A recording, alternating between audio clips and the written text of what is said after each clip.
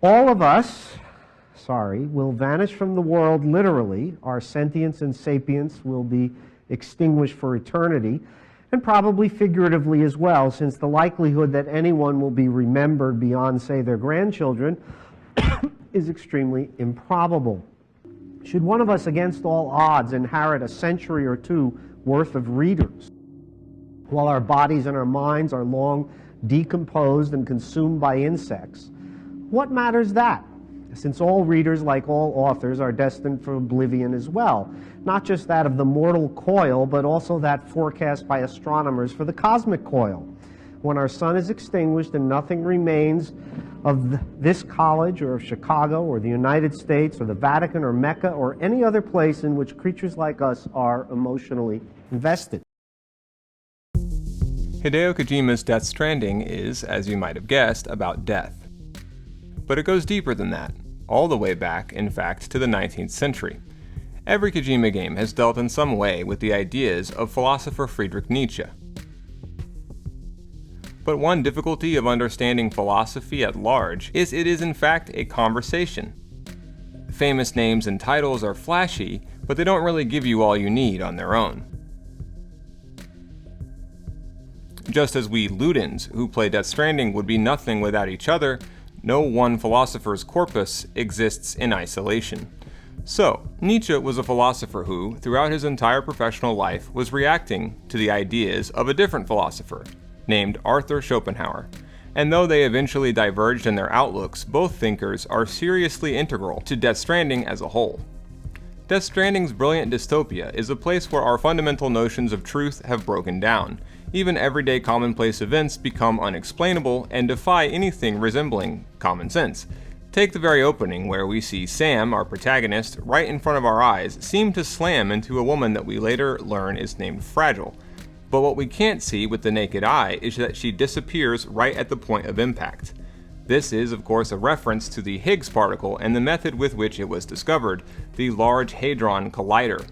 The Hadron Collider changed the world forever on July 4th, 2012, with a new kind of Big Bang. In essence, researchers at CERN in Geneva, Switzerland, were able to bring into our world a subatomic particle.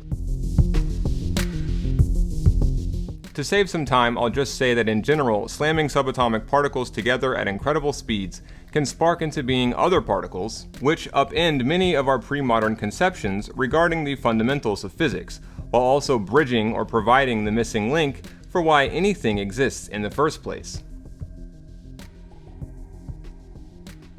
Imagine that space itself is filled with a kind of invisible substance. It's called the Higgs field, but think of it sort of like a cosmic molasses.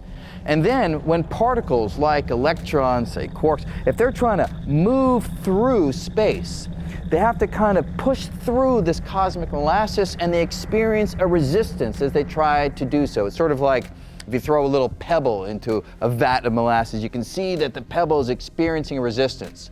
The same would go for the particles. And that resistance, say when you push on an electron from its interactions with that surrounding Higgs molasses, would be the mass of the electron. Pushing through the ambient molasses is where the mass comes from. And if you jiggle the molasses in the right way, you should be able to flick off a tiny speck of the Higgs field, and that tiny speck would be a Higgs particle. Going further into the subject of antimatter is beyond the scope of our purposes here, but put simply, the point is that we are living at a time which defies a conventional understanding of reality. The Higgs boson is something that's necessary to explain why particles have mass in the first place. In effect, where for eons we have seen discrete identities and objects and properties, more and more quantum physics, which studies physical processes on a microscopic, even subatomic scale, is revealing more and more a much more irrational picture full of surprises and exceptions and connections. Quote, in the 1970s, physicists realized that there are very close ties between two of the four fundamental forces, the weak force and the electromagnetic force. The two forces can be described within the same theory, i.e. the Standard Model. This unification implies that electricity, magnetism, light, and some types of radioactivity are all manifestations of a single underlying force known as the electroweak force." End quote. So how does any of this relate to Schopenhauer, or for that matter Nietzsche, who've both been dead for over a century? Well, as the Stanford Encyclopedia of Philosophy explains, Arthur Schopenhauer was among the first 19th century philosophers to contend that at its core, the universe is not a rational place. End quote. Schopenhauer is often identified with the school of pessimism. In effect, he argues that the human mind is an inescapable obstacle between knowledge and reality. There are the terrible epistemic truths about our situation, and by epistemic I mean truths about what we can actually know. We may all be destined for oblivion and misery and suffering, and our world, both remote and local, may be awash in immoralities brazen and subtle. But at least we know a few certain things about the world. Or do we? The large accelerator used to prove the existence of the Higgs particle is designed to create conditions that have never existed before and so have unpredictable effects. So why take risks? Because of the modern scientists' faith in the underlying existence of what's been called the GUT, the Grand Unified Theory. The problems with the notion of a so-called Grand Unified Theory of physics are legion. For starters, it assumes on a very fundamental level that we live in a rational universe, while ironically contradicting that very premise simultaneously. Every time a new particle is detected in one of these bespoke experiments, rather than in theory, it leads to what is known as ad hoc reasoning by the scientific community.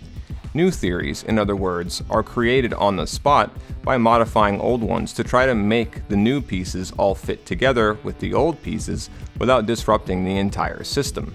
But the result gives the sense of physicists chasing down their own tail, as it were.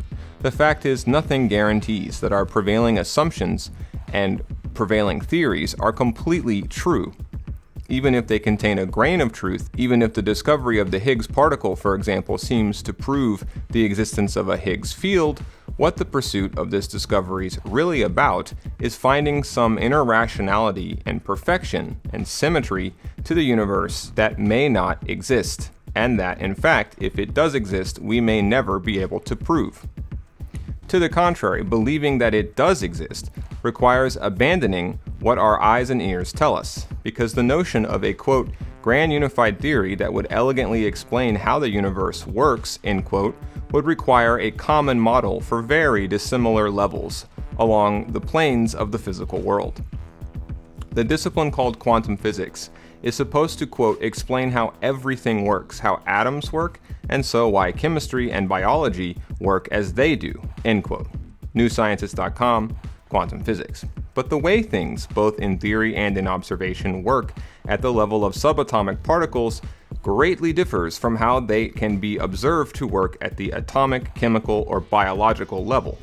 So the holy grail modern physics is chasing is a unification of things and of levels of reality that, simply put, we just assume can be completely unified as an article of faith in both our own and the universe's complete rationality and knowability. So, it all begins with a form of theoretical math called quantum mechanics, and this leads to quantum field theories, which apply quantum mechanics to physics to form out of them models to explain physical interactions. How atoms hold together is electromagnetism. How the nucleus remains stable is the strong nuclear force. How some atoms go through radioactive decay is the weak nuclear force. And how things with mass are drawn towards each other is, of course, gravity. Now, nothing about these four fundamental interactions suggests that they are in truth manifestations of a single symmetrical force. And in trying to uncover this supposed underlying symmetry, we have discovered evidence for a fifth force, a new electric force boson that only interacts with electrons and neutrons at very close range. This fifth force carrier has been called simply the X boson, X for unknown. You'd think the rational thing to do when discovering time and time again nothing but more exceptions and irrationality and imperfection in terms of asymmetry, would be to give up on the dream of what medieval Christianity christened the great chain of being. Conclude, in other words, that the physical world is a messy and arbitrary place where things may not happen for some large underlying reason, and that can't be condensed, therefore, down into a pure, perfect, master race-like unification. But that would ironically contradict the very premises of rationality with rational reasoning itself. As long as we stick with the fundamental theory that there is a grand unified theory out there, a white whale, a knowable universe, to justify or explain in an elegant symmetry all our world's many contradictions and exceptions and inherent messiness, we will be stuck in this folly until the end of our existence. And sadly, it is this very pursuit of a pure knowledge as such that is hastening our own annihilation. But more on that at the end. It's helpful to consider here Kurt Gödel's incompleteness theorems, which apply to math like the quantum mechanics at the nucleus-like heart of the quest for a grand unified theory. Gödel essentially proved a mathematical formulation that expresses the contradiction of rationality that we just discussed. In effect, even in the symmetrical perfection of a pure math, the perfection itself means it is actually inconsistent. There will be truths, in other words, outside its capacity to derive, and derivations that it arrives at that won't correspond to truth. In math, the property of explaining or capturing every possible true statement or derivation within a system is known as a complete system, the completeness of that system. Kurt Gödel in the 1930s showed the pursuit of this results in something like an infinite regress. So we result in an inconsistent system which can be used to explain anything, whether true or false, and results in what's known as the principle of explosion. Quoting YouTuber Undefined Behavior, Gödel proved, quote, any sufficiently expressive math system must be either incomplete or inconsistent.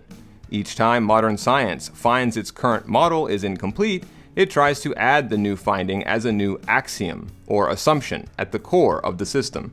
Take, for example, the use of particle accelerators to supposedly prove that at very high energies, say like during the Big Bang, that electromagnetic forces and weak forces, quote, were aspects of a single interaction, a unity that's broken when the energy drops below a certain point, end quote. Symmetry, mag, a gut feeling.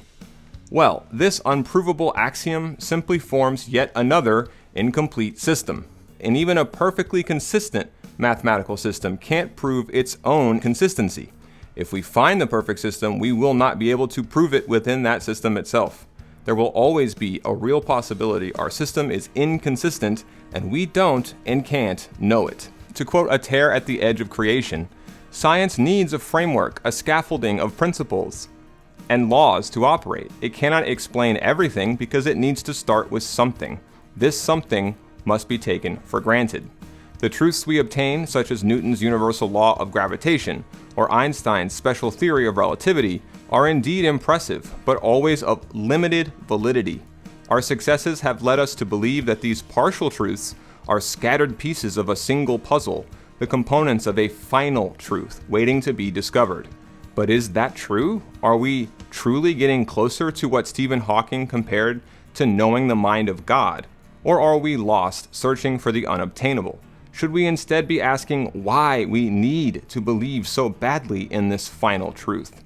Does the experimental and observational evidence at hand truly point this way, or is this final truth simply the scientific incarnation of the monotheistic tradition of the West, a yearning for a God that reason exercised from spiritual life? End quote. There's a huge chance that belief in the existence of a final solution, literally, is not rooted in reason, but in faith and orthodoxy. Reason, like faith, eats itself, like we have mentioned. Here's John Ellis, a particle physicist at King's College London, talking about the Standard Model that alleges to explain and, quote, catalog the fundamental bits of matter and the forces governing them, end quote. Ellis says, quote, if you write down the Standard Model, quite frankly, it's a mess. You've just got a whole bunch of parameters and they all look arbitrary. You can't convince me that's the final theory, end quote.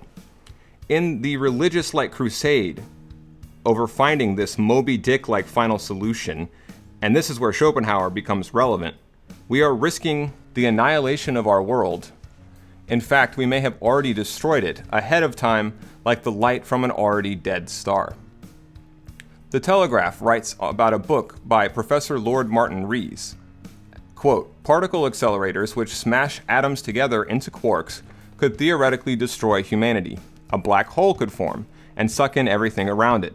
The quarks could reassemble into compressed objects called strangelets, and under some hypotheses could, by contagion, convert anything else it encounters into a new form of matter, transforming the entire Earth in a hyper-dense sphere about 100 meters across. End quote. A third possibility is, quote, a catastrophe that engulfs space itself. The concentrated energy created when particles crash together could trigger a phase transition that would rip the fabric of space. Physicists should be circumspect about carrying out experiments that generate conditions with no precedent even in the cosmos. The stakes could not be ignored even if deemed highly improbable. ScienceAlert.com, Earth could be crushed to the size of a soccer field by particle accelerator experiments, astronomer warns. This Nazified pursuit of a perfect, pure symmetry is what gave us nuclear weapons. When the first nuclear test was conducted in Trinity, New Mexico, physicists then recognized that it had the potential to knock the Earth off its axis. They conducted the experiment anyway. According to abc.net.au, the global nuclear fallout from above-ground nuclear bomb tests in the mid-1960s has left a spike in carbon-14 levels in our atmosphere, end quote. According to NASA, a top-secret military endeavor in 1958, Project Argus, created a new radiation belt around the Earth that lasted for several years, disrupting the natural magnetosphere, end quote. NASA also claims that the melting ice caps have shifted the Earth's axis. The Journal of Petroleum Technology, back in 1960, wrote, quote, the petroleum industry has drawn freely on developments in nuclear science to provide new tools, methods, and knowledge designed to aid in the search for petroleum and in the production of oil and gas, end quote. In essence, climate change is a direct consequence of our holy war against ourselves, our crusade to find the absolute truth that we believe has been hidden away in and by reality. This is Schopenhauer's bulldog ant at war with itself come to life. So to recap, particle accelerators are risking everything in the name of nothing, in the name of a faith-based ideology that may prove here and there some half-truths, but will never be proven or provable completely. Humanity is a contradiction that will destroy itself before it sees this truth. And the world in of itself is not symmetrical or rational, but irrational. Things may happen without any real reason or symmetry or perfection at all, in any deeper sense beyond mere causality. We are so committed to our Nazified notions of truth and perfection that we have probably already killed ourselves. Like Immanuel Kant, Schopenhauer thinks we cannot rationally and neutrally observe the laws of nature without at least in part creating them.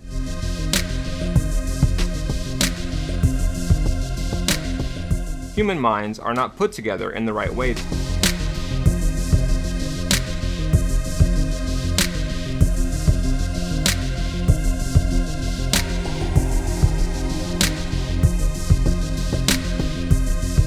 Schopenhauer thought, in essence, we are contradictions. We impose ideas on the world that are unworkable without self-destructing. In a way, he was speaking precisely in terms of forces and collisions. Quote, Schopenhauer's paradigm image is of the bulldog ant of Australia that, when cut in half, struggles in a battle to the death between its head and its tail. Our very quest for scientific and practical knowledge creates, for Schopenhauer, sinfully and repulsively, a world that feasts nightmarishly upon itself, end quote. A word for this on a microbial scale is, of course, autotoxemia, poisoning with toxic substances formed by the body itself. The idea that the body can produce substances that will kill it like a foreign invader defies a common sense rationality and challenges our very concept of an individual's existence. That was Schopenhauer's point. We don't exist discretely as such. There is no you versus me or me versus you. There is only, he thought, a will. Schopenhauer saw this innate flaw of human nature to be the cause of all our suffering and strife, which he saw as a fundamental aspect of life itself. He likened the essential facts of everyday human existence to classic Greek myths, like, say, Sisyphus, who the gods punished for being deceitful by forcing him to roll a huge rock up a hill only for it to roll back down once he neared the top, over and over again for all eternity. That's the pessimism of Schopenhauer. He in essence thought life was pointless and impossible to ever live up to our standards for it. Even worse, he believed it was we ourselves who made it so. The violence and disunity that we impose on the world came for Schopenhauer out of our fundamental inability to see things in of themselves, and how they are in truth varying forms or aspects of one single thing, the will. Our only escape, he thought, was through art, and for lack of a better word, the Ludens-like play of our imagination. In Death Stranding, we never see inside cargo. In this way, we perceive the underlying aesthetic essence of the cargo. We see it as not only an individual object, but constitutive of a sort of archetype of all such objects. It's then, he thought, we become a sort of chiral printer or mirror for representation. Through aesthetics, Schopenhauer believed we could enter the dreamy tranquility of a universally oriented state of consciousness, and perceive, quote, a pure, will-less, painless, and timeless subject of knowledge. The only way to do so was to consider the world not only as a physical plane scientifically, but as fully aware human beings, who see it also in symbolic and aesthetic, even musical terms. Death Stranding is of course a very musical game, which often uses music to engender the player's contemplation of our vast oceanic reality beyond the meager forms of individuality. We don't have to be thinking about a specific source of sadness and pain when we hear a moving song in the game by Low Roar or Silent Poets or Churches. Art, like music, Death Stranding by way of Schopenhauer demonstrates, is transcendent precisely because it bypasses the individuality of our suffering or joy and lays bare the essences of joy and pain in of themselves, the common, even universal character of them for all of humanity. But the revolution by Death Stranding is bridging the gap between the isolation usually necessary for such aesthetic experiences and a working notion of morality, confronting us with the existence of other people's pain. We are never, ever alone, Death Stranding conveys, even after death, even after we've been completely forgotten, because you see, we were never completely individuals, cut off from all others outside ourselves. The very distinction between you and me, individual and abstraction, life and death, is what Death Stranding and Schopenhauer want to challenge and perhaps to some extent break down. There is no distinction either between, quote, the tormentor and the tormented. A moving refrain from the featured track Bones by Low Roar gets at this idea perfectly. Yes, you're a part of me and I'm a part of you. And while in context the song seems to be only about conflicting individuals within a single family, in truth it is expressing what Schopenhauer believed to be universal, something common to every member of the human race. As one family, again, who are on some level one whether we like it or not. This was Schopenhauer's view on morality that we see so deeply ingrained in Death Stranding.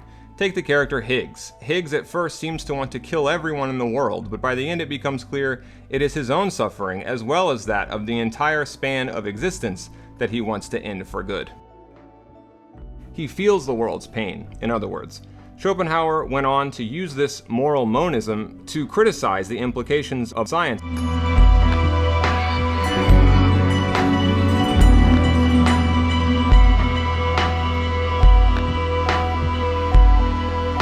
Now listen out, don't walk away. I've got nothing more to say.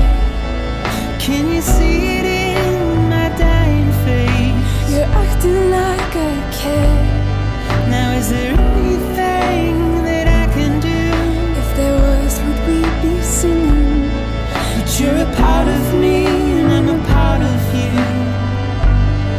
Yes, you're a part of me and I'm a part of you.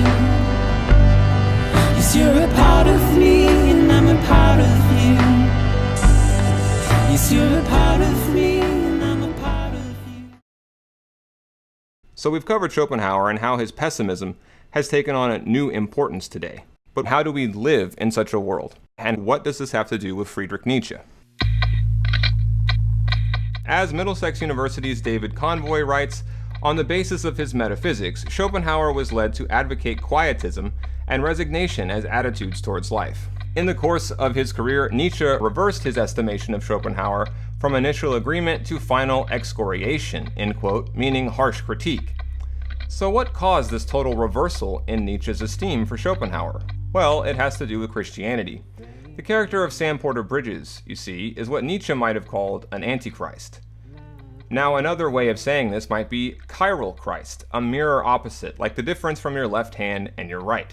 Sam, unlike Jesus, has no life to sacrifice. His crucifixion, as it were, happens over and over again, yet unlike Christ, Sam remains struggling against death, like Sisyphus with the rock. He does not give in to the urge to death, the will to death, but maintains his and the player's will to life, to endure against all. You see, Nietzsche came to depart from Schopenhauer on the question of will, and generally over the true meaning of life. Nietzsche came to see Schopenhauer and all Christian-like doctrines, as he saw it, of simply accepting despair and pain, and he thought that this was nihilistic. He thought only weak worshippers of death could advocate the idea that life entails suffering, that it is suffering and suffering alone. For Nietzsche, especially later on, pain became a sort of test. Those who could endure it had more life in them, more of a will to exist. Those who simply laid down and accepted suffering without at least trying to struggle against it, Nietzsche came to see as enemies of life itself. He thought suffering and misery were not aspects of life per se, but of death. To lay down and let death come for you as some kind of universal pessimistic truth was for Nietzsche the one and true immorality. While Schopenhauer thought pain and death were part of the fundamental nature of human existence and of all life, Nietzsche thought the complete opposite by the end. He thought that overcoming these forces defined life. This idea we see strongly expressed closer to the end of Death Stranding, but again, all we need to show this is to appeal to a song, ironically yet another one by Low Roar. I'll Keep Coming is Nietzschean in the extreme. The song's about picking up the broken pieces and struggling, even if you're stuck underground, against all the forces that are armed against you. The line, "Wipe those tears off and make your heart proud," could be Nietzsche's message to Schopenhauer. In a way, the character Higgs is Schopenhauer and Sam is Nietzsche, who, after all, called himself Antichrist. But the biggest Nietzschean element in Death Stranding has to be the mechanics themselves. Everything breaks down, goes wrong, and decays over time, thanks to the endlessness of force applied on finite objects. But Death Stranding is all about refusing to let the fact that life and existence doesn't last forever, that things break down, that things die, prevent us from life, from struggling no matter what, against an unstoppable foe, namely the destruction of life, the passage of time, in a word, death. We may be stranded by death, stranded in death too, cut off from the oceanic consciousness that Schopenhauer called will, but nonetheless Death Stranding implores us to keep on coming anyway, to overcome ourselves, and overcome, as much as it can be overcome, death, in the name of life. This Nietzschean, Kojimian outlook is perhaps best captured by a poem by Dylan Thomas, written about watching his own father die. I'll end by reading it for you now. Do not go gentle into that good night. Old age should burn and rave at close of day. Rage, rage against the dying of the light. Though wise men at their end know dark is right, because their words had forked no lightning, they do not go gentle into that good night. Good men the last wave by, crying how bright their frail deeds might have danced in a green bay, rage, rage against the dying of the light. Wild men who caught and sang the sun in flight, and learned too late they grieved it on its way, do not go gentle into that good night. Grave men near death who see with blinding sight, blind eyes could blaze like meteors and be gay, rage, rage against the dying of the light. And you, my father, there on the sad height, curse, bless me now with your fierce tears, I pray, do not go gentle into that good night. Rage, rage against the dying of the light.